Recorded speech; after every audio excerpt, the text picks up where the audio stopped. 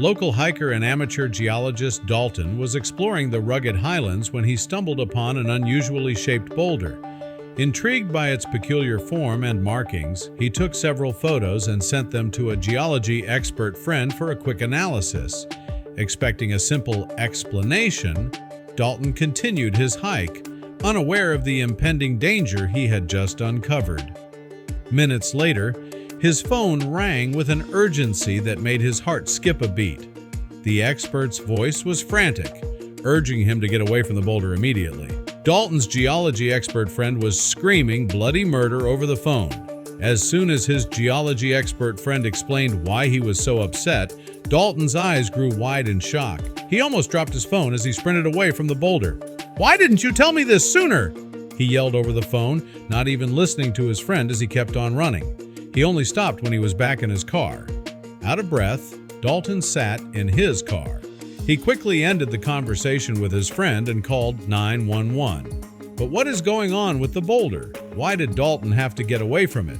And will the FBI show up? But before we start, smash the like button and make sure to subscribe if you haven't, and hit that notification bell so that you won't miss any new stories. The Highlands were about a 20-minute drive away from Dalton's home. On the weekends, he would usually be there, hiking and exploring. He was always on his own, as he could sometimes spend hours in the same spot, and he didn't want anyone to hold him back.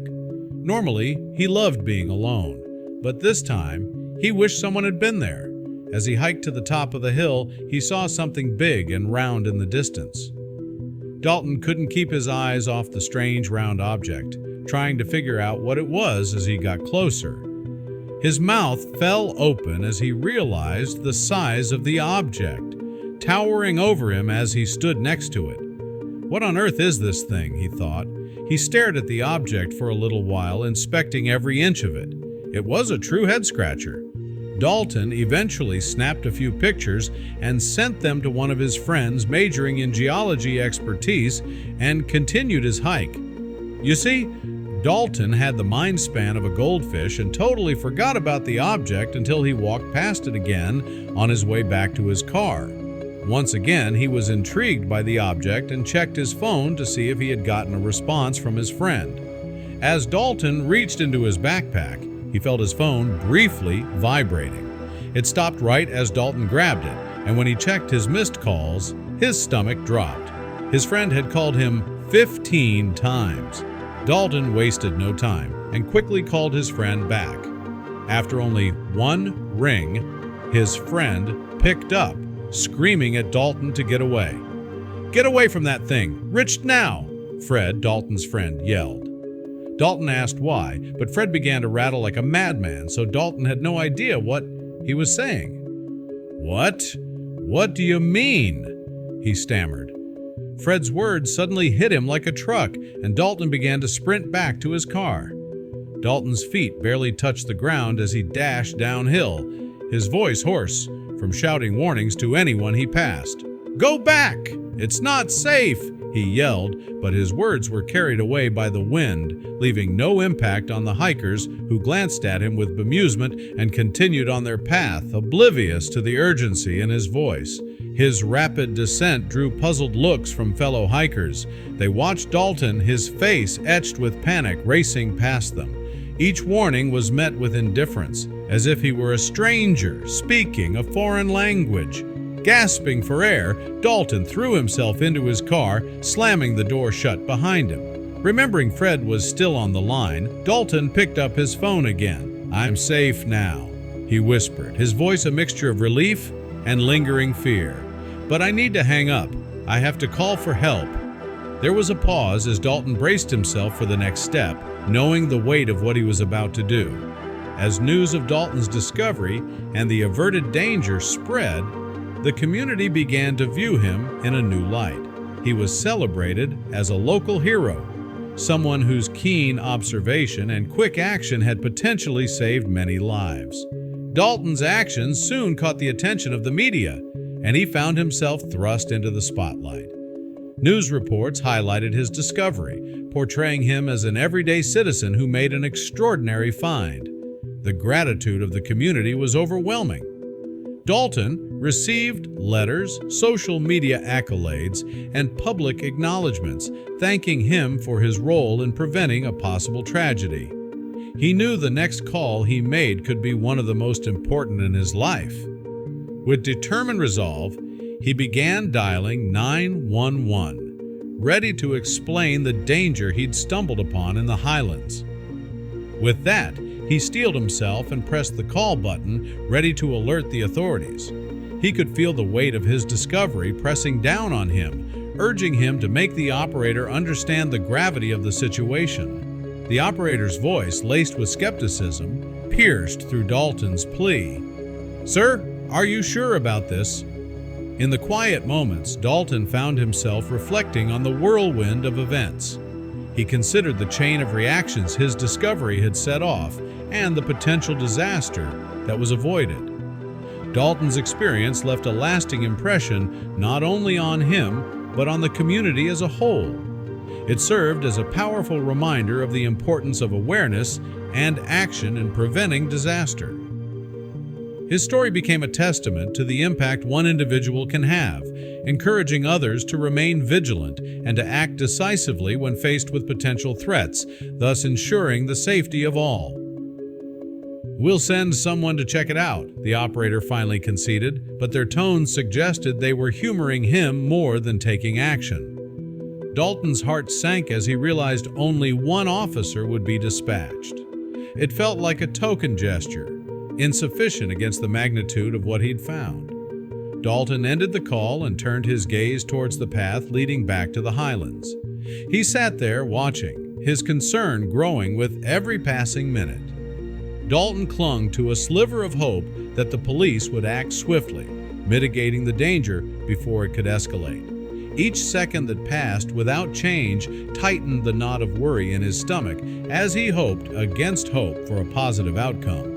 The distant sound of a siren pierced the heavy silence, flooding Dalton with a wave of relief. He flung open his car door and stepped out, his eyes scanning the horizon for the source of the sound. The moment he spotted the police car, he started waving his arms, desperate to grab the officer's attention and convey the urgency of the situation. Once he had the officer's attention, Dalton wasted no time. He began leading the way towards the boulder, his pace quick but cautious. "There it is," he said, not daring to move any closer. The officer nodded, acknowledging Dalton's caution, and moved forward to inspect the threat.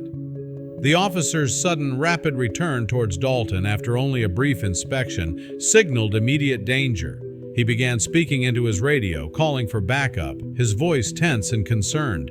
The swift change in the officer's demeanor confirmed Dalton's worst fears about the danger they faced. Dalton felt a mix of vindication and horror, knowing his discovery was as serious as he had feared. Within minutes, the scene transformed as various authorities arrived in quick succession. The rapid convergence of local police, federal agents, and emergency responders on the site was a testament to the severity of the situation. Dalton watched, awestruck by the swift mobilization, as vehicles and personnel flooded the area, ready to tackle the unseen threat. Efficiently and with practiced precision, the newly arrived teams cordoned off the area around the boulder. Yellow tape stretched across the landscape, creating a tangible barrier between the danger and the growing crowd. Dalton found himself the center of attention as an officer pulled him aside for a debrief. He recounted his discovery, emphasizing the urgency with which he had called for help. The officer took diligent notes, acknowledging Dalton's crucial role in alerting them to the potential danger, a moment that underscored the significance of his actions. As word spread, a crowd of onlookers and media personnel began to gather at the outskirts of the cordoned area. Cameras flashed and reporters jotted down notes, turning the site into a spectacle. Dalton watched the scene unfold, the gravity of his discovery now amplified by the public and media attention it attracted.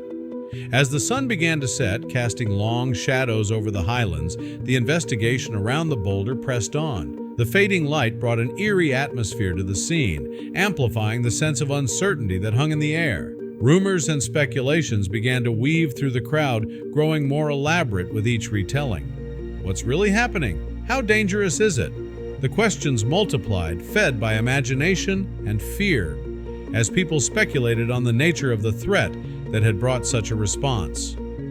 Dalton heard snippets of conversation, each theory more outlandish than the last, highlighting the human penchant for storytelling in times of crisis.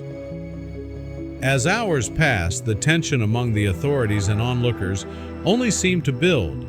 The lack of immediate answers, the continuous work of the investigators, and the growing darkness all contributed to a mounting sense of suspense. Dalton, like everyone else, was caught in the grip of a prolonged wait, the resolution of the situation as yet unknown and deeply felt.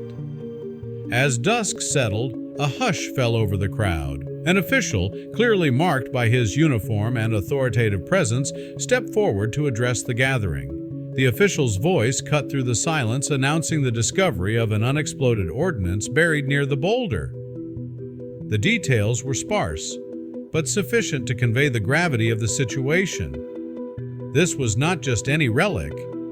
It was a dormant but deadly remnant from the past, a threat that had lingered unseen until Dalton's fateful discovery. A collective gasp swept through the crowd at the announcement, followed by a palpable sense of relief. The danger had been identified and could now be addressed.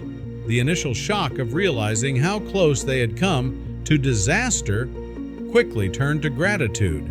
The reality of the averted danger brought a new appreciation for the safety they momentarily took for granted. Acknowledgement of Dalton's role in preventing a potential catastrophe became the focal point of the official's brief. His discovery, prompted by curiosity and pursued through diligence, had inadvertently saved lives. The crowd's reaction shifted from relief to admiration, recognizing the significance of what Dalton had done, transforming him from an ordinary citizen into a local hero. As the official concluded his announcement, the crowd lingered, processing the near miss. Conversations ignited around the risks hidden in plain sight and the thin line between normalcy and disaster.